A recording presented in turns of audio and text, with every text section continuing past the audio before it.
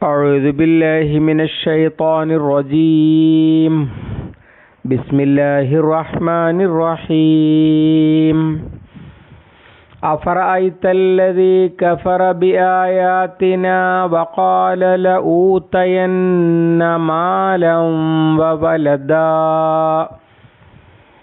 أطلع الغيب أم اتخذ عند الرحمن عهدا كلا سنكتب ما يقول ونمد له من العذاب مدا ونرثه ما يقول ويأتينا فردا صدق الله العظيم. സൂറ മറിയമിലെ 77 മുതൽ 80 വരെയുള്ള ആയത്തുകൾ.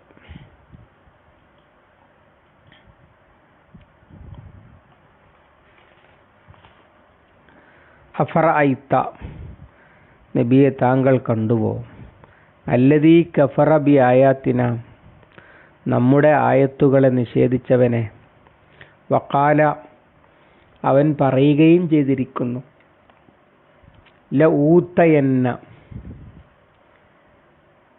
തീർച്ചയായും ഞാൻ നൽകപ്പെടുക തന്നെ ചെയ്യും, മാലൻ, സമ്പത്ത്, വലദ, സന്തതികളും. അത്തല, അവൻ എത്തിനോക്കിയോ എന്നാണ്, അഥവാ അറിഞ്ഞോ എന്ന്. ആ ഇത്തല ആണ്. ആ ഇത്തല എന്ന് പറഞ്ഞാൽ എത്തിനോക്കി അഥവാ അറിഞ്ഞു എന്നർത്ഥം. അൽ ഗൈബ, അഭൗതിക കാര്യങ്ങൾ അല്ലെങ്കിൽ അദൃശ്യ കാര്യങ്ങൾ. ഗൈബ് എന്ന് പറഞ്ഞാൽ പഞ്ചേന്ദ്രിയങ്ങൾ കൊണ്ട് അറിയാൻ കഴിയാത്തത് അല്ലെങ്കിൽ അറിയുന്നതിൻ്റെ അപ്പുറത്തുള്ളത്. അതിഭൗതികം, അഭൗതികം എന്നൊക്കെ പറയാം. സാധാരണ പറയാറുള്ളത് അദൃശ്യം എന്നാണ്. അമിത്തഹദ, അല്ലെങ്കിൽ ഇത്തഹദ, അവൻ സ്വീകരിച്ചുവോ, ഇന്ദ റഹ്മാനി, അർറഹ്മാനിൻ്റെ പക്കൽ നിന്ന്, അഹ്ദ, വല്ല കരാറും അല്ലെങ്കിൽ വല്ല ഉത്തരവും. ഉത്തരവ്, കരാറ് എന്നൊക്കെയാണ് അഹദിന് പറയാം. കല്ല, വേണ്ട, സനക്തുബു, നാം രേഖപ്പെടുത്തുന്നുണ്ട്, മാ യഖൂലു, അവൻ പറയുന്നത്, വനമുദ്ദു, നാം നീട്ടിക്കൊടുക്കുന്നു, ലഹു, അഥവാ വർദ്ധിപ്പിക്കുന്നു, ലഹു, അവന്, മിനൽ അദാബി, ശിക്ഷയിൽ നിന്ന്, മദ്ദ, ഒരു വർദ്ധിപ്പിക്കൽ അല്ലെങ്കിൽ ഒരു നീട്ടൽ. വനരിസുഹു, നാം അവനെ അനന്തരമെടുക്കും, അഥവാ അവൻ്റെ സ്വത്ത് നമ്മുടെ കൈവശമാകും. നരിസുഹു മാ യഖൂലു, അവൻ പറയുന്നത്, അഥവാ സമ്പത്ത്, സന്താനങ്ങൾ. വയഅ്തീന, അവൻ നമ്മുടെ അടുക്കൽ വരികയും ചെയ്യും, ഫർദ, ഒറ്റക്ക് ആയിട്ട്.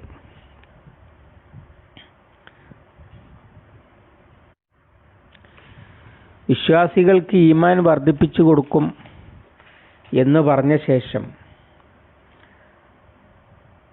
നിഷേധിയുടെ പരിഹാസ്യത വിവരിക്കുകയാണ് അല്ലാഹു. അഫറഅയ്തല്ലദീ കഫറ, നിഷേധിച്ചവനെ കണ്ടില്ലേ എന്ന് ചോദിക്കുന്നത് കണ്ടിട്ടുണ്ടോ എന്ന വിവരം തിരക്കാനല്ല. നമ്മൾ സാധാരണ പറയലില്ലേ, ഒരുത്തൻ്റെ കോലം കണ്ടില്ലേ, ഒരുത്തൻ്റെ കാട്ടൽ കണ്ടില്ലേ എന്നൊക്കെ ആക്ഷേപിക്കാൻ വേണ്ടി പറയാറുണ്ടല്ലോ. അതുപോലൊരു വർത്തമാനമാണ് അഫറഅയ്തല്ലദീ കഫറ ബി ആയാത്തിന. എന്നിട്ട് ആ വിവരക്കേടിൻ്റെ അടിസ്ഥാനത്തിൽ വിഡിത്തം എന്ന നിലയിൽ അവൻ പറഞ്ഞിരിക്കുന്നു, എന്ത്, വഖാല ലഊതയന്ന മാലൻ വവലദ, ഞാൻ ധാരാളം സമ്പത്തും സന്താനങ്ങളും നൽകപ്പെടുക തന്നെ ചെയ്യും. ഇത് ഇവിടുത്തെ കാര്യമല്ല, പരലോകത്ത്. നേരത്തെ സൂറത്തുൽ കഹ്ഫിൽ വന്നല്ലോ, വലയിൻ റുദിത്തു ഇലാ റബ്ബി ലഅജിദന്ന ഖൈറം മിൻഹാ മുൻഖലബ, ഞാൻ എൻ്റെ റബ്ബിലേക്ക് മടക്കപ്പെടുകയാണെങ്കിൽ ഇതിലും നല്ല പര്യവസാനം അവിടെയും ഞാൻ കണ്ടെത്തുക തന്നെ ചെയ്യും. അഥവാ സമ്പത്തും സന്താനങ്ങളുമൊക്കെ എനിക്ക് അവിടെയും ഉണ്ടാകും. എല്ലാ നിഷേധികളും എന്നിട്ട് അവർ തെറ്റായി തുടരുന്ന ആത്മീയതയുടെ പേരിൽ അവകാശപ്പെടാറുള്ളതാണ് അവരൊക്കെ എന്തായാലും സ്വർഗത്തിലാണ്. അതിൻ്റെ കാരണം അവരുടെ ജാതകം, അവരുടെ ജാതി, അതൊക്കെ വലിയ മെച്ചമാണ്. അതുകൊണ്ട് പരലോകമുണ്ടെങ്കിൽ അവിടെയും അവർക്ക് മെച്ചമായിരിക്കും എന്നൊക്കെ അവകാശപ്പെടാറുണ്ട്. അതിനെ സംബന്ധിച്ചാണിത് പറയുന്നത്. ഇതിൻ്റെ പശ്ചാത്തലമായിട്ട് മുഫസ്സിറുകൾ പറയുന്ന ചില കാര്യങ്ങളുണ്ട്. ഒന്ന്, ഖബ്ബാബ് ബിൻ അർത്ത് റളിയല്ലാഹു അൻഹുവിനോട് കാശ് കടം വാങ്ങിയ ആൾ തിരിച്ചു ചോദിക്കുമ്പോൾ പറയുന്നത്, മുഹമ്മദിൻ്റെ പുത്തൻ മതത്തിൽ നിന്ന് നീ പിന്മാറുന്നത് വരെ തരൂല്ല എന്നാണ്. അതിന് തയ്യാറില്ല എന്ന് പറഞ്ഞപ്പോൾ, എന്നാൽ പരലോകത്ത് വെച്ച് തരാം ഞാൻ, അവിടുന്ന് എനിക്ക് ധാരാളം, നിങ്ങൾ വാദിക്കുന്നത് അവിടെ സ്വർഗം കിട്ടുന്നതാണല്ലോ, സമ്പത്തൊക്കെ കിട്ടുന്നതാണല്ലോ, എന്നാൽ അവിടുന്ന് തന്നോളാം. ഇങ്ങനെ വേറെയും ആളുകൾ ഇത് പറഞ്ഞ് കളിയാക്കാൻ വേണ്ടി ഒക്കെ അത്തരം കാര്യങ്ങൾ ചെയ്തതായിട്ട് പറയപ്പെടുന്നുണ്ട്. ഇത് ഒരാളുടെ നിലപാടല്ല. ഞങ്ങളെന്തായാലും സ്വർഗത്തിലായിരിക്കും, അങ്ങനെ ഒരു സ്വർഗമുണ്ടെങ്കിൽ അത് ഞങ്ങൾക്ക് തന്നെ ഉള്ളതാണ് എന്ന അവകാശവാദം എല്ലാ കാലത്തും ഉണ്ടാകും.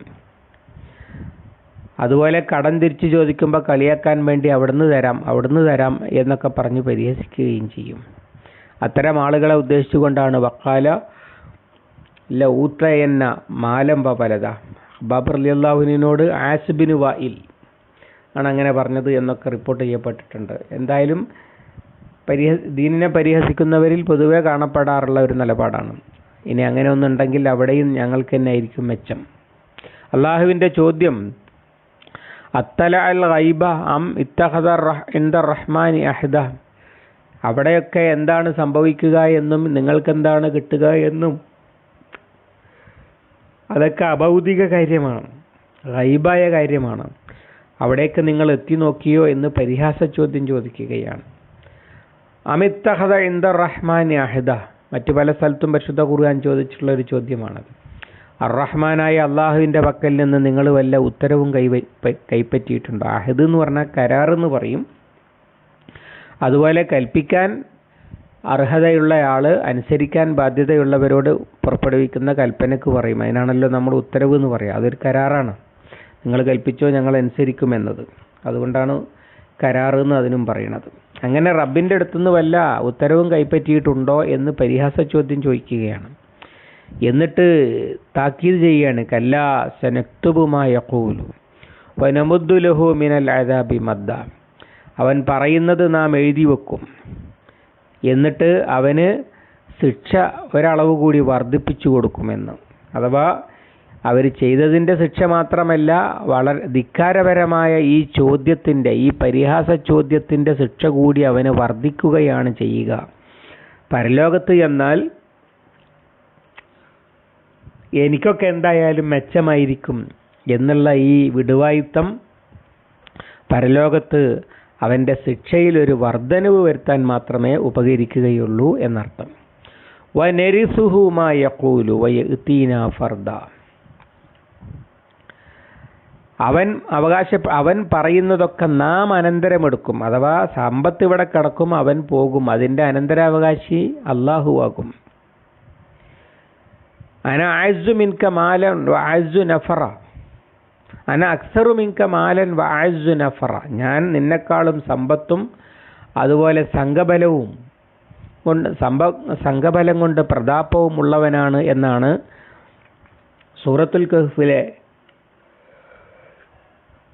തോട്ടക്കാരൻ അവകാശപ്പെട്ടത്.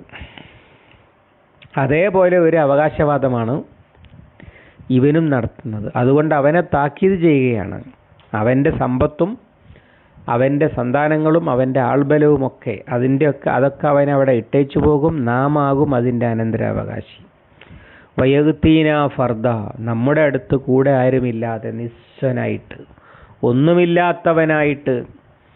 എത്രത്തോളം എന്ന് വെച്ചാൽ നബി സല്ലല്ലാഹു അലൈഹി വസല്ലമ വിശദീകരിച്ചിട്ടുണ്ട്. ഒറ്റക്കായി വലഖദ് ജിഅ്തുമൂനാ ഫുറാദ കമാ ഖലഖനാകും അവ്വല മറ, നാം ആദ്യം സൃഷ്ടിച്ചതുപോലെ ഒറ്റക്കാണല്ലോ വന്നിരിക്കുന്നത്. അത് വിശദീകരിച്ചുകൊണ്ട് നബി തിരുമേനി സല്ലല്ലാഹു അലൈഹി വസല്ലം പറയുന്നുണ്ട്, വഫാത്തുൻ ഉറാത്തുൻ ഉർലൻ, പിന്നെ ചെരുപ്പിടാത്തവരും വസ്ത്രം ധരിക്കാത്തവരും അതുപോലെ ചേലാകർമ്മം ചെയ്യാത്തവരുമൊക്കെയായിട്ട് ജനിച്ച അന്നുള്ള അതേ കോലത്തിൽ ഒരു ജാടയുമില്ലാത്തവരായിട്ട് ഒറ്റക്ക് അള്ളാഹുവിൻ്റെ അടുത്ത് വരികയാണ് ചെയ്യുക. അതാണ് ഇവിടെ ചുരുക്കി പറഞ്ഞത് ബയഅ്തീന ഫർദ.